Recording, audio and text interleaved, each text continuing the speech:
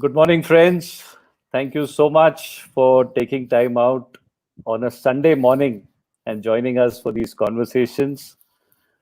Uh, Topic we are going to discuss is very, very serious, but the content we are going to try and keep as light as possible because there is no point indulging in gloom and doom because we all know in every calamity there is an opportunity, there is a silver lining to every cloud. So I think our attempt today will be, let us identify the silver linings, let us identify the positives. uh, Things are not going to be same again. Many things have changed forever. The way we bank, the way we study, the way we do business, the way we entertain, the way we celebrate. Lots of things are changing. Certain businesses will die, certain businesses will emerge. I think what is required is all of us need to study and understand what do we change, how do we survive, how do we take advantage. I mean, wrong word to use under these circumstances, but we have to take advantage of the opportunities that present themselves to us. Not that we have an option because it's a matter of survival. And today, of course, Agnelorajeshs, one of the most brilliant speakers, one of the most deepest thinkers. And I'm discovering all this. I've known him for a long time, but never got a chance to discuss on matters like this. So every time I talk to him, I get ideas. So I am as keen as you guys are to listen to him, get some ideas. What can I do differently in the new environment? But folks, there's a very interesting statement, maybe attributed to Vikram Seth, maybe not, because today there's so much of fake news that comes in. But I read this that Vikram Seth is supposed to have said that US is killing people to save the economy. India is killing the economy to save lives. Now he says, I was always told that lives are precious in the US and cheap in India. But then it's a moot point. If you kill the economy to save the people, how long will people remain saved? Because for people to be alive, for people to prosper, the economy has to be kicking. So definitely it is not an envious position to be in the government's shoes today. I think do and be damned and don't do and be damned is the situation. So very, very tough. So the nature of disease is such that there has to be a trade-off between preserving lives and economic activity. So because so far as lives are concerned, there is large-scale lockdown. Livelihood is being stopped for many people, especially the daily wage workers. Restrictions on travel are there. There is social distancing. On the economic front, supply chains will be affected, trade will be affected, demand will be affected, supply will be affected. So in all this, I'm sure all of us are confused. And let us look at Rajesh, who is here with us. This is a wonderful initiative of his. I am also here at his invitation. So let us ask Rajesh. Rajesh, what do you see? What do you see in the near future? What do you see in the distant future? Well, we have to get geared up. We have to get prepared. Our reaction was the lockdown, which was a global reaction to the current scenario of the pandemic. We have to rebound. We are already in the preparation. We have already prepared ourselves. All the people who have a positive mindset, who are optimistic and who look towards life in a very positive way, are all rebounding their strategies, their decisions, collating their resources, and getting geared up for the unlocking of the lockdown that will happen in phases.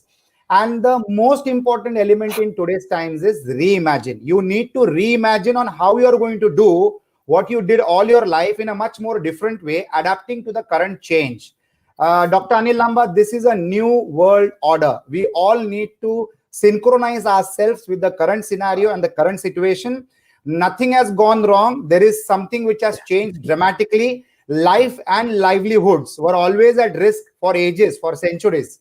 The only difference is today this pandemic has really scared the lives out of us, and there are casualties. Positive speaking, around 1,209 lives are lost in India, which is not a good news. Losing even a single life is bad. But in proportion to the population of India and in proportion to what's happening in the international countries, India is much more on a safer zone. The control of the pandemic in India has really been good purely because of decision making of the lockdown, which happened at the right time, and we led the world from the front. So that has been a saving grace. And today now we need to be precautious, but we have to understand one thing: this pandemic is here to stay. We have to live with the coronavirus and we have to work around the coronavirus. We have to be hygienic. We were always hygienic, but now we have to be more concerned about the hygiene of others also. The roads and the highways, Anil Lamba, already have dividers. Now there will be dividers amongst human beings also. These dividers were to avoid accidents, and the human dividers will be to save each other from the accident of infecting each other if somebody is infected with the coronavirus. This reminds me of a share. I'm going to interrupt you because the share comes in the mind. Please go ahead. Yes. कि ए खुदा तेरे आसमां का नहीं है खौफ. Absolutely. ए खुदा तेरे आसमां का नहीं है खौफ, डरते हैं ए जमीन तेरे आदमी से हम. क्या बात है. और ये आदमी से ये सच्चाई में बदल चुकी है, लेकिन हमको ये साइकोलॉजी को भी ऑल्टर करना जरूरी है, क्योंकि किसी के ईगो को ठेस न लगाते हुए we have to be cooperative towards each other. That's the ringtone in the Maharashtra state at the moment. When you dial up somebody, they say that you have to respect the person. It is not the pandemic which is calling you. It's a human being, so you have to be respectful towards the person. So I think corrective decisions are required and collective living is required with a social distancing. So although, if you must have realized, Dr. Anil Lamba, the world is maintaining social distancing, but the technology has brought the souls together. The whole world has become like one single family. We are all thinking for solutions, and we will all come out with this out of this pandemic very effectively. The country of India leading from the front. So I look out at very good times to come. Of course, strategies will change. So Majru Sultanpuri said, "Dekh zinda se pare, range chaman joshe bahar." Zinda is the bars of the jail. देख जिंदा से परे जोश चमन रंगे बहार, रक्स करना है तो पाँव की जंजीर ना देख. रक्स इज अ डांस. डांस करना है तो पाँव की जंजीर ना देख. We are all shackled today, लेकिन रक्स हमको करना है तो जिंदा के परे देखना ही है. So you are absolutely right. Let us look at the positives. Let us look at the opportunities. But what is the role of the government, Rajesh? You keep calling me Dr. Lamba. I have to keep calling you Mr. Agnelorajeshs. So you switch to Anil. Okay, I will do that. Anil and Rajesh. So Rajesh, what does the government do? Normally, one doesn't want the government interference. In a democracy, we feel government should be an enabler. Government should not run businesses. But under these exceptional situations, I think government's role suddenly comes into the picture, because banks will be scared to invest. Entrepreneurs will be scared to put in the money. I think startups' valuations are going to change. And the situation will have to be, government will have to take fiscal measures, government will have to take monetary measures. So what role do you see the government playing right now? So the government will have to play the role of a father, grandfather, godfather, and guardian. It has to play all the roles together. The economy can bounce back only when there is expenditure in the economy. All of us, absolutely all of us, you, me, the audience, the whole world, we need to become good consumers and good customers. The spending has to start beginning with the government, and the government is geared up for the expenditure. The biggest expenditure that any government can ever do in a crisis situation where the economy is in a depression is infrastructural investments. For the economy to bounce back, because expenditure from the government is income to the people, and income to the people is expenditure into the economy. So this is a correlation, and this expenditure economy will have to be motivated, and this expenditure economy has to begin. We all need to pray that all of us need to become very good, disciplined consumers and customers to each other. In my business, you might be my customer. In your business, I am your customer. Respect towards customer and making sure that the customers are active in their mind is very critically important. The money in the economy will now start beginning from the infrastructural investments that Indian government is going to do. And Anil, the government, the Prime Minister has announced that he will be doing an investment of 100 lakh crores within the next 5 years in the country, out of which 15 lakh crores are going to be spent over the next 2 years only for the road infrastructure. We require two kinds of infrastructures in this country very aggressively and very fast. One is the infrastructure which will help us to communicate physically, that is moving from one place to other. So that's your rail network, road network, and your airport network. And the second is going to be the telecommunication network, which is already being done by Reliance in a very grand scale, with a Geo that's being aggressively promoting internet connectivity throughout the country, which is going to also include villages and every remote part of the country. So with these two infrastructures in place, the economy will be set to bounce back. The only wait and watch game is going to be how fast can this 15 lakh crore be spent in the economy, and how fast can the overall expenditure of 100 lakh crores can happen in the economy. So that is the only wait and watch game which is going to happen, and that is the first mover of money coming into the pockets of the people. Because on the other hand, if somebody asks me, for example, what should I do? And we said there's so much of uncertainty, conserve your cash. Sit on idle cash. You don't know how long this will continue if you spend your money. So on the one hand, as you correctly said, there is need to spend. Yes. But on the other hand, from a personal finance point of view, somebody asked me, we said, hold on to your money. Because if this continues for months together, you have to. So there's a lot of contradiction. So what do you think of strategies like helicopter money? You know, government should go to planes and throw money down to the poor people. So that is a good pun, but that also will need to be done, because ultimately we need to understand one thing. People need to get money. If I save my money and if you save your money, I will be jobless and you will also be jobless, because we have money, but we have no work. So it is critically important. Economics says that you need to work for money. Money comes to somebody free. It gets paid to somebody who's giving a product or services that propels the economy. So transactions in the economy is critically important. Money should be spent on the necessities. Luxury can take a backseat. Luxury can be delayed a little, but the necessities need to get moving. Yeah, they need to continue. As entrepreneurs, the first challenge that people have got on their hands today is maintaining their expenses and their cost to operate their businesses. So that is their first criteria. Secondly, to motivate their manpower. Suddenly we have realized that manpower is the most critical element in the game. It is not technology, it is not infrastructure, it is nothing else. It is the manpower. To motivate them, you need to keep them moving in the economy by making expenditure economy. They need to spend. That money comes to the people's pockets. Again, that people produce products and services. Again, it comes to the market, and it's a circular movement. It is the waterfall technology that I can call, which should be a continuous process. The water wheel, which is recycle, bring it back. The recycling and bringing it back to the economy. So this recycling needs to start happening, Anil. Yes. Because there are several segments of society. We have to take care, first of all, the poorest of the poor. Yes. They are the ones who are struggling to survive. Yes. Yes. Government has to take care of them. Yes. I think they've been hurt 3 times in succession. They got hurt when demonetization happened. Who are the lowest denominator always paid the biggest price. Yes. Then they got hurt when GST got introduced. Yes. So those who were dependent on daily wages, on the cash economy, suddenly they were absolutely without their livelihood. And the third time is now. Yes. So maybe on the other hand, some immunity must have been built in them. If something happens to you again and again, you get, but nobody can become immune to hunger. Then we got to take care of the unemployed on the little higher level. Yes. Then we have to take care of those businessmen who have just about started, who were maybe startups who had set up, who were about to take off. And now suddenly the whole thing came to an end. On that, मुझे एक और शेर ख्याल आता है कि they must be saying कि ये किस मकाम पे सूझी तुझे बिछड़ने की, ये किस मकाम पे सूझी तुझे बिछड़ने की कि अब तो जाके कहीं दिन संवरने वाले थे. क्या बात है. संवरने ही वाले थे और ये प्रॉब्लम आ गया. या पेंडेमिक हो गया. Folks, I'm sorry, in this tough time, I'm trying to keep the mahal light by throwing in a share here and there. The whole idea is, it is so easy to get into an atmosphere of gloom and doom. Absolutely. And then it is the most contagious feeling to have. So somehow we have to desperately try to see that we don't become victims to that.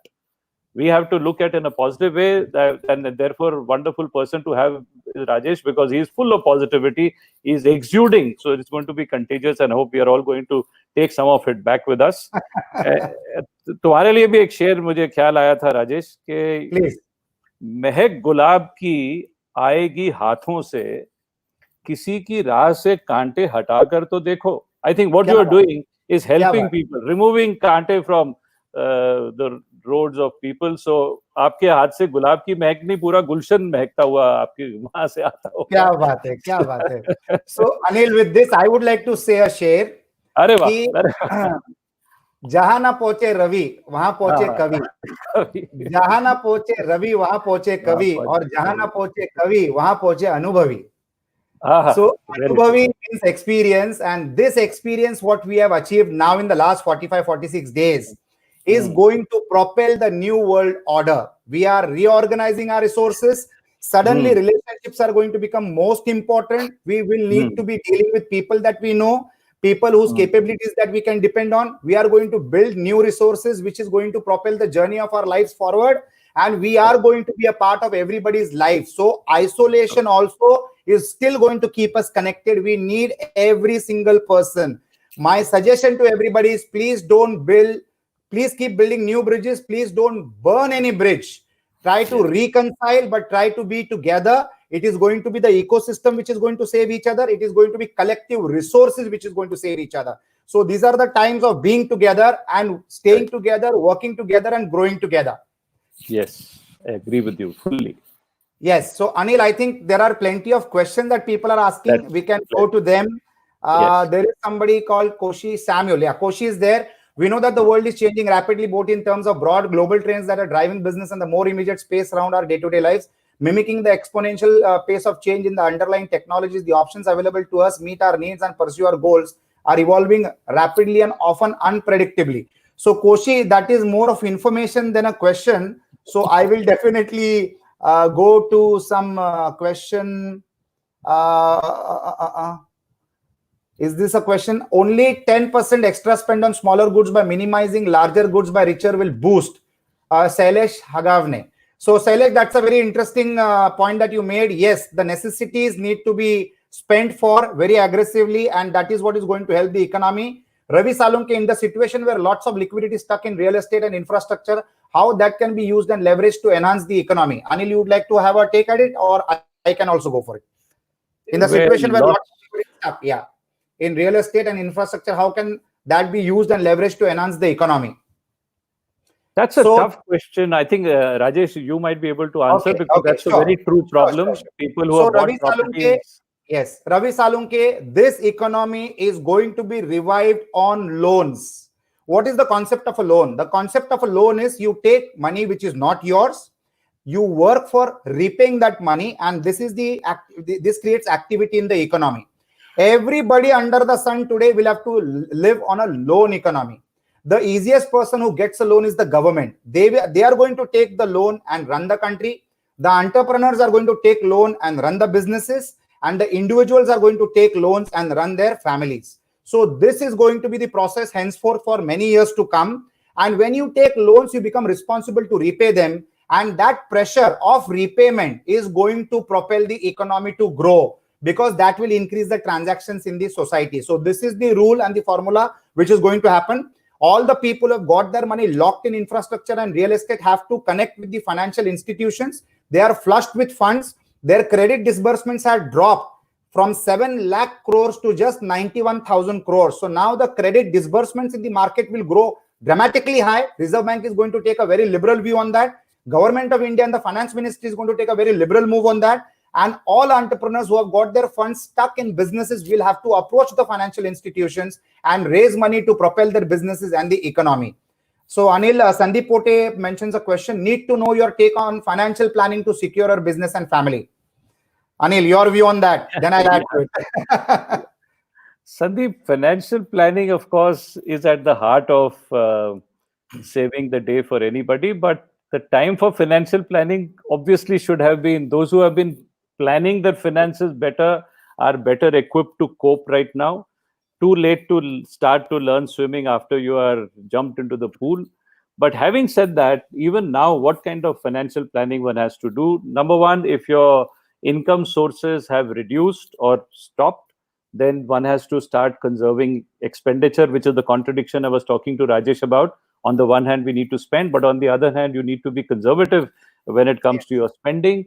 Something that will come to your aid tremendously at these times is insurance. So I hope people are well covered so far as health insurance is concerned. If not, even now, with limited resources also, it might make sense to earmark some money to have health insurance, because under these circumstances, if somebody falls ill and you don't have a medical policy, that can take away whatever little resources you have left with you. Also, life insurance is another thing that you need to do.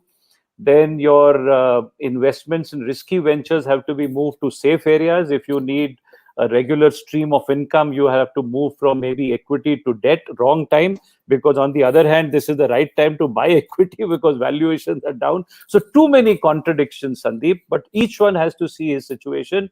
You got to first secure your family. You got to first make sure that there is enough recurring income coming in to take care. Thereafter, if you have money to save, it's a wonderful time to create an equity portfolio also, because some blue chips are available at very, very low valuations, and you can, in the long run, it will help you.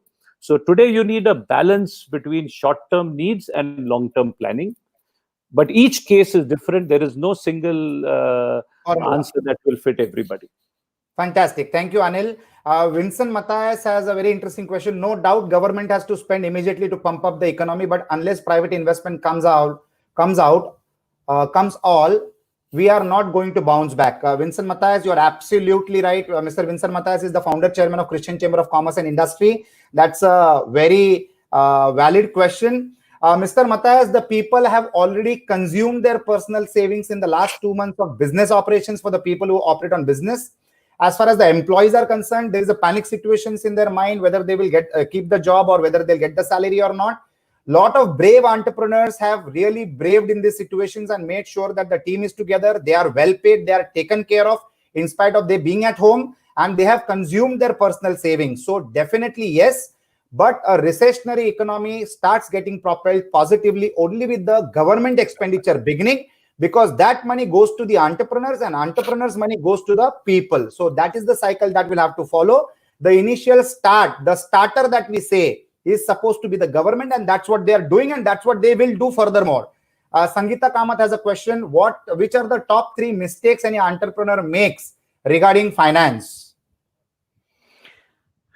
30 mistakes would have been easier to start. 3 if I have to choose. Too many mistakes entrepreneurs make. They make a mistake and before starting, they don't do sufficient planning. They don't have sufficient, they know what they want to do and they jump into it because the startup entrepreneur is full of energy, and the subject that is neglected the most is finance. You are worried about, they know finance is money. They want to raise money. That much they understand. But financial planning, the balance sheets understanding is all left to accountants, and which is one of the biggest mistakes you make. Secondly, they realize the focus in the beginning is on top line, whereas one has to remember business is about bottom line, not top line. So much focus goes on the top line, and sometimes they have heroes, the role models like Flipkarts and Amazons. They don't understand they are in a different league. They're a different ball game. So many startups say, what about Flipkart? What about Amazon? You can't copy them unless you have godfathers with billions of dollars supporting you unconditionally. Yes. So you got to remember very, very soon your business has to be bottom line positive. And third is the bottom line also not enough, because profit doesn't mean money. And the third equally important thing is cash flow. So if these 3 things are given thought to right in the beginning, I think many startups that fail would not have failed. Absolutely. Thank you, Anil. Sangeeta Kamath, my answer to that question would be money should be borrowed only if it is a necessity. The best cash flow management and the sweetest money that can happen is the customer's money which comes to you. For that, you have to be at the right price, at more than the price value that you deliver to the customer. The money from the customer is the sweetest money, and that is what the government wants. The government wants businesses to flourish and grow on customers' money rather than institutions' money. That is what they did to the real estate sector. I'm sure the current circumstances will make it happen to majority of the other sectors also. Sachin Verma has a question. There was a lack of planning for such contingencies, lack of planning in technology, training, financial planning. If you can share way forward for small businesses with limited resources. Sachin Verma, let me tell you one thing, that the biggest boon for small businesses in the current pandemic is that they are small. So their problems are smaller. The bigger institutions are fighting a bigger financial battle with the rest of the world, and for them the survival is becoming very, very difficult. It's like running a 100-meter race when you're the size of an elephant, so he can't run. So that is a challenge for larger corporations. You're in a blissful situation if you're small and can manage your resources on your own. That is critically important. So this pandemic has taught us one trick of life, and that trick of life is surprise management. How can you manage a situation when you get surprised for one day? Suddenly, we have been trained that we are managing a surprise which has lasted 46 days, which we are not sure of how many days more we have to manage it. And there are predictions that the challenges of the lockdown on and off would be for the next 3 to 6 to 9 months. So surprise management is one skill that any size of an entrepreneur and an individual needs to learn. Secondly, diversification of revenue portfolio is also critically important, because if you have got revenue portfolio coming in from one line of activity, like suppose if I had only a restaurant business or a travel and tourism business, then I'm really going to be checkmated in this scenario, because that industry is really going to take some more time to bounce back. So you need to do surprise management. This has taught you really well. At the same time, you need to have diversified modes of revenue generations, and that will be absolutely helpful. Sumit Submiss has a question to you, Anil. Dr. Lamba, how did you come up with the interesting title for your book, Romancing with the Balance Sheet? Sumit, frankly, I don't know. I also know that I was adamant I will not sign the agreement with my publisher till I think of a title for the book. And I didn't want to title it one of those boring finance for non-finance, finance made easy and stuff like that. So I used to think and nothing used to come to mind. I was sitting in the same chair, I remember. This is my favorite chair in the house, the most comfortable chair. So, and this title dropped in my head. And I got so excited. I ran in, talked to my wife. I said, what do you think? She said, very nice. Spoke to my son, spoke to my daughter. And I called up my publisher. I'm ready to sign the deal. So I still haven't answered your question. I don't know how it came to me. But frankly, I didn't create it. It dropped into my head. And the moment it came, I was sure this is what I want to call it. And I think my book is, more people know the title. They may not have read the book inside, but they know the title. So it has served me well. Thank you, Anil. Sangram Limay has an interesting question. Can loan not create extra burden on business? Sangram Limay is a very intelligent engineer, and he has created some very good innovations for tackling the pandemic, especially for the doctors and the way people and patients can get treated. Sangram, thank you for this question. Yes, loan will create an extra burden on the business, but without the loan money, if you don't have money to manage your operating expenses and survival costs, then the business might collapse. And the biggest dharma, the biggest religion of any entrepreneur today in this time is to keep the bus moving. You cannot stop it. Slight disclaimer here, Rajesh. He has a very good point that a loan, unless taken at the right time in the right quantity for the right purpose, can even kill a business. So while Absolutely. I completely agree with what you said, I have two rules which today not the time to explain. So in short, an unproductive loan is actually absolutely no. But a loan which can help you generate further income, a loan which can help you earn, not only earn, but earn more than what you have to pay on it, a loan which can be deployed in such a way that where you deploy will also generate an inflow before the loan has to be repaid. Then, as Rajesh says, the more you borrow, the more you will prosper. Under those conditions, there is no such thing as debt equity ratio. Debt equity ratio is to be used by a bank when he will stop lending you. People foolishly apply it on themselves when they will stop borrowing. No, sir. If you don't borrow, if you can borrow and put it to use where your earnings will be greater than the cost and the inflow will be great before the outflow, then you should borrow to an infinite ratio. Yes. There is no debt equity ratio for you. There is a debt equity ratio for the lender. He may put his own. But if you take loan don't take a loan and because there is a marriage of your daughter in the house. Ridiculous. Don't take a loan and go for a holiday. Don't. That will revive the economy. Maybe the travel agent might survive a little more, but you will not survive. So little disclaimer, Rajesh, I thought before somebody takes the wrong decision. Absolutely, Anil. So that was supposed to be my next explanation. These loans are supposed to be only as a survival cost. These loans are not for expansion. These loans are not to increase your territory of customers, nothing. These are loans who are going to mitigate the risk of you sustaining your survival cost, and they need to be recovered from quick revenues which are in the pipeline before the pandemic, and you need to encash your inventory or your orders in the pipeline to complete those orders and to liquidate the inventory that you have maintained. This needs to be skinny loans. Skinny loans means loans only for your necessities, not for expansions or any other plans. And these loans will help you to breathe, sustain, survive, and grow. These are the kind of loans that even the government is going to take to sustain the economy. There is another question from Gautam Burke. I remember of this quote, "Never let a crisis go waste," by Churchill.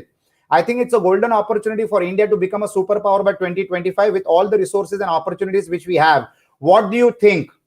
So, Anil, I go first or you go first?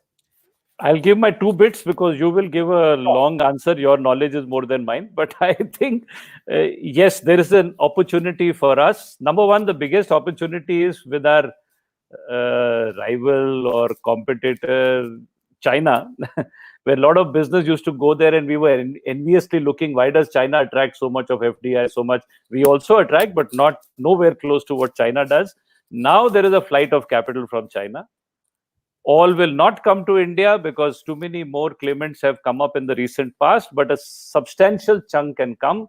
So I think here again, the government's role comes in. They should also go all out to see that how much of business can we channelize away from China and into India.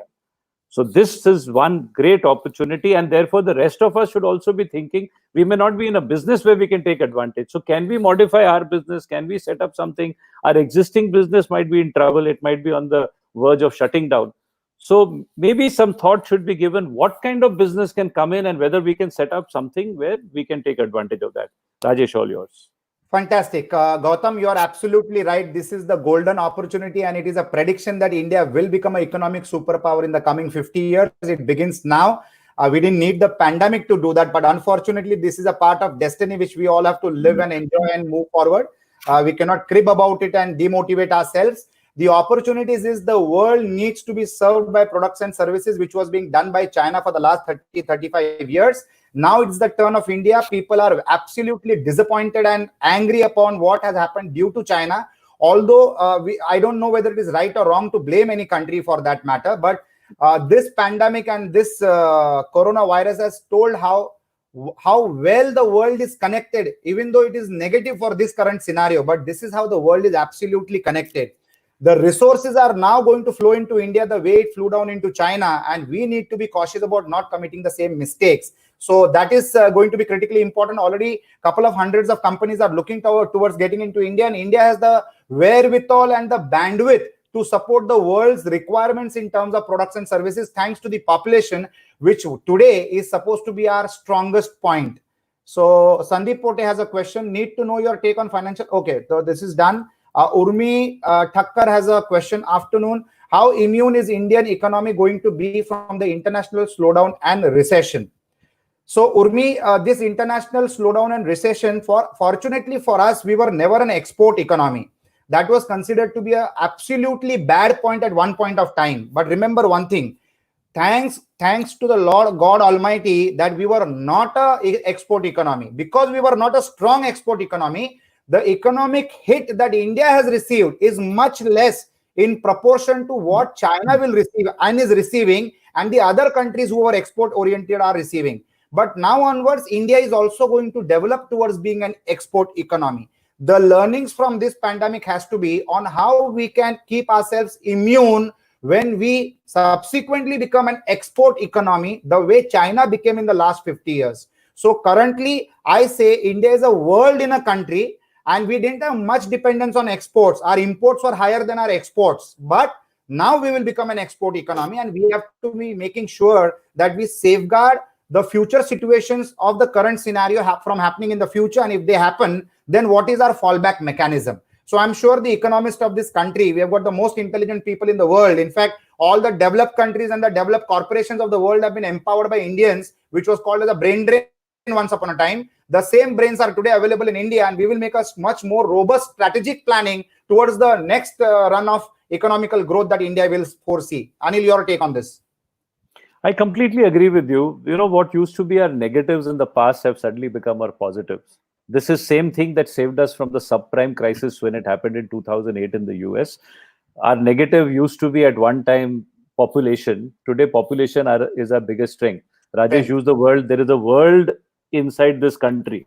Yes, Even if we don't have anyone from outside, we have absolutely, enough customers within India to absolutely, sustain us. That earlier on, of course, the black economy was our big negative. That also became a positive during the subprime crisis, which saved us.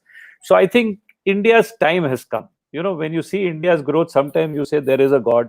So many things which are supposed to be detrimental have come to our advantage now.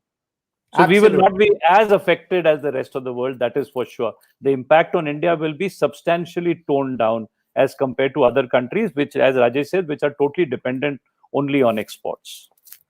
Absolutely. Thank you, Anil. Vijay Vasyani. Oh, there are three V's, and I think you are a believer of numerology and astrology also. So you have changed your name. Do you foresee a drop in real estate prices, both commercial and residential, especially in tier 1, tier 2 cities, with work from home becoming more adopted practice? So, Vijay, preferences of people will change. The demand for real estate will stay. The only asset class which was throughout with the people in this 45, 46 days of lockdown was the comfort of the houses that they are living in. So the most valuable asset is definitely house. And I fortunately belong to the housing sector. We develop houses and villas. So preferences will change. People will now like to live in low density areas from the health perspective, from pure oxygen, fresh air, and living on the outskirts of the city will become a new fad. And the infrastructure development of the country is going to make the city horizontally bigger rather than going vertically taller and choking up the infrastructure of metro cities. So there is going to be a trend change, and there is going to be a preference change among the audience and the public. Building and construction businesses are generally leveraged and hence will face the dual challenges of high interest payments and lack of sales. Your take on this, please, Paresh Trivedi. So this is a real estate topic. I'll go ahead and address to this, Anil, if you don't mind. Yes. So Paresh, building and construction businesses are always leveraged, but now the sequence of leveraging will change. The methods of leveraging will change. The real estate industry will have to leverage people with resources rather than trying to leverage everything by themselves through financial institutions. No business is going to survive if the percentage of the borrowings is going to be beyond a particular percentage. Anil Lamba will be able to share better on that, on what should be your percentage of borrowings in terms of overall turnover of the business and what percentage that you want to borrow. So understanding of how much should be borrowed in a business will change, and it is better to have equity participation than loan participation in a business. When I say loan participation in the business, that means for expansion, instead of taking the options of taking a loan and expanding, it will be better to have strategic alliances and prosper and grow. One of the best and the most apt examples is the affiliation of the strategic alliance and investment which happened between Facebook and the Geo. So these are going to be change times, and we will see a lot of changes happening in these current times. Soumyajit has a question. Given the way COVID-19 is set to change the world as we know it, how do investors and entrepreneurs decide on the next big idea or the right product business to invest in? So, Anil, you have a shot at it, and then I'll support this. I think there is no straight answer to this. It first depends upon your wisdom when you anyhow evaluate any business opportunity. So it is your skill, your knowledge, your understanding of the global dynamics, the demand supply situation. So the trick will be to identify what area to get into. We all know one would be crazy to maybe set up a new airline today because we know that business is probably headed downhill. Definitely, you will not want to start a business where you need thousands of people visiting you every day because that is not going to happen. So where a lot of mingling is required, where personal involvement is required, no. But if you have a business which can be leveraged with the use of technology, especially which can be on the cloud, wonderful. Those who can provide technological solutions will be greatly in demand. Anybody can, I think education, what I do should be a great thing also because it can be totally converted into an online delivery. So I think any business person with a certain level of maturity, but there is no straight answer. You have to sit and understand the various pulls and pressures and opportunities and demand and supply and so on, and then choose a business which you think for the next few years, cannot be forever, but for the next 5-7 years, you think it will have a good demand and you should be able to do well. Fantastic. So I would like to classify this in this way, Soumyajit. First of all, you need to classify the sectors which are going to grow. Roti, kapda, makan, food, clothing, shelter is going to stay. That is going to be the need of the people. The habits will change, but the need is going to be there. So that's going to be a growth industry. Logistics is going to be a growth industry. Pharma industry is going to be the growth industry. Technology is going to be the surname of every business. You cannot do any business anymore without technology. So technology is a great sector. For any entrepreneur to become a good entrepreneur, the next big idea is how can you become a revenue generator to any other business by collaborating with them. Identify people with great leadership, identify companies which have got great leadership, identify sectors which are going to be growing, identify sectors which the government is going to support, and co-align with them, associate with them, become a part of their growth plan, and automatically you will grow along with their growth plan. So you need to do a complete comprehensive study and then take decisions. Remember, friends, the decisions that we are going to take today are going to be there with us for the rest of our lives. And if you go and align yourself with a company which has a growth mindset and which is a growth sector, your business will also dramatically grow. So that is my take on that, Soumyajit. I hope it satisfies you. Sushant Raurane, he's into the pharma industry. Hi, how do you think this is a good time for entrepreneurs to raise growth funds during this period, and do you think organization valuation will get impacted negatively due to this crisis? Yes, Anil, your take on this. 100% it will. Certain cases it is justified. Certain cases investors will take advantage also, because the whole atmosphere is a little negative right now. So entrepreneurs trying to raise funds from equity investors will be a little more difficult. Is it the right time? No, I think here I completely agree with Rajesh. Probably this is the time where if you can get debt fund, it is better. Become stronger before you go to equity investors, so that you get valuation which is in your favor rather than their favor. And the valuation will get negatively impacted. Definitely it will get negatively impacted, at least for a while.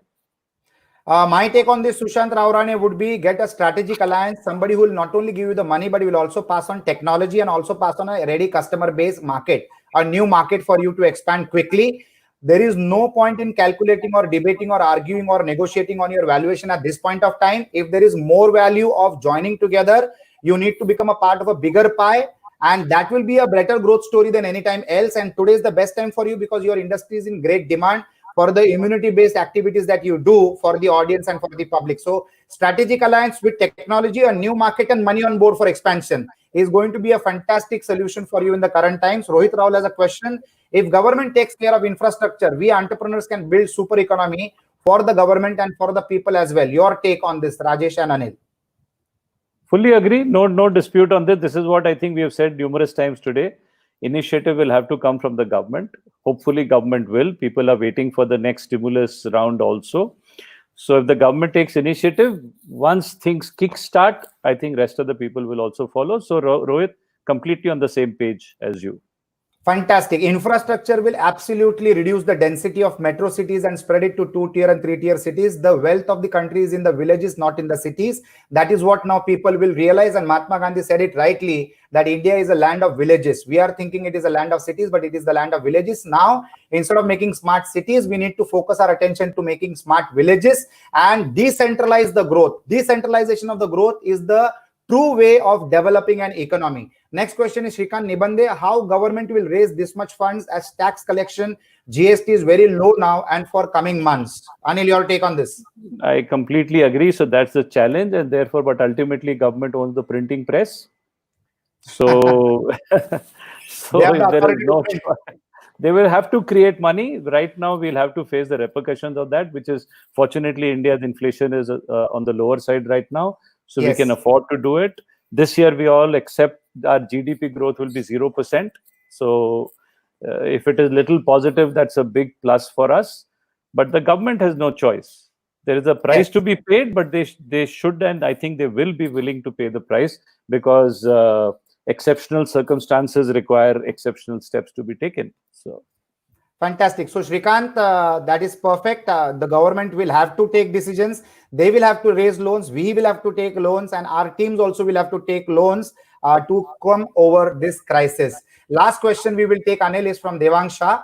How to curb the negative approach of all motivational speakers? Almost everyone advises common people to stay away from huge expenses for some time, and moreover, consider our industry as luxury. where truth is our being the most necessary after food and cloth. So Devansha is a real estate developer, so I can understand his plight. And he really wants to pass on a message to motivational speakers that please don't spread negative information and negative motivation to people. Your take on that, Anil? We have tried to be positive today. We can't speak for others what they do. Rajesh and I have been very, very positive. एक जाते जाते अहमद फराज का सुना देता हूँ कि शिकवाए जुल्मत शब से तो कहीं बेहतर था अपने हिस्से की शम्मा जलाते जाते. शिकवाए जुल्मत शब is शिकवा is complaint, or zulmat shab is the darkness of the night. Instead of complaining about the darkness of the night, कहीं बेहतर था अपने अपने हिस्से की शम्मा जलाते जाते. So each of us has to light our own lamp. Together it will become a bonfire. I'm sure of that. Fantastic. Devang Bhai, this is a very interesting time. People have realized the need for space, better planning, interiors, good designs. Real estate industry is going to see a upward trend post this pandemic because of the international funds moving in the country, because of the government investing in the infrastructure. People will start getting money, and the best investment that they will always find is real estate, because that is what appreciates in the long run over a period of 10 to 20 years time, and you get to leverage 80% of the money from the bank institutions. So there are hopes. There is a very positive signs. There is fantastic light at the other end of the tunnel. We are at the fag end, and now the good times will begin for India and the country, and we together, all of us together, by being good customers and an expenditure economy for the necessities of life. Housing also is the necessity of life, is definitely going to change this world and change the way we work and live. Friends, जाते जाते अनिल साहब ने हमको एक बता दिया कि share मारने में मजा आता है. मैं भी एक शेयर मारते जाऊंगा.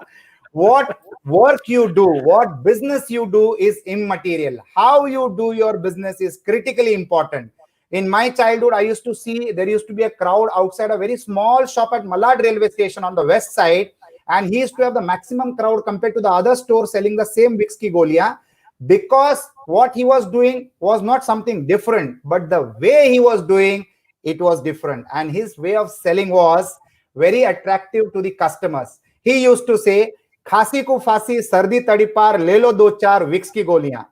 How you can attract your customer is most important. Value has to be there, price has to be right, product has to be phenomenal, and it needs to be a product of necessity. The necessity industry is going to grow. Real estate is also a necessity. We are going to see good times, but खांसी को फांसी सर्दी तड़ी पार ले लो दो चार Vicks की गोलियां. Let us do it with a big difference. God bless you. Have a God bless future. Thank you and have a lovely day. Thank you. Thank you. Thank you, everybody.